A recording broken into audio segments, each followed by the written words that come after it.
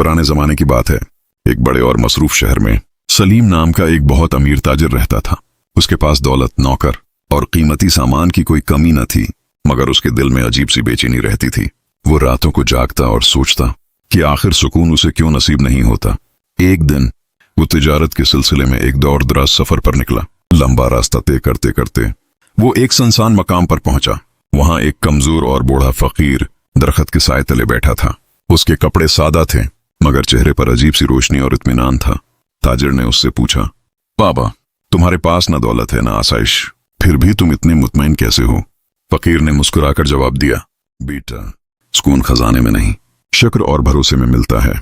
जो इंसान बांटना सीख लेता है वो कभी खाली नहीं रहता। ये सुनकर ताजिर कुछ देर खामोश रहा। फिर उसने अपनी थैली से कुछ सोना निकाला और फकीर को पेश करना चाहा।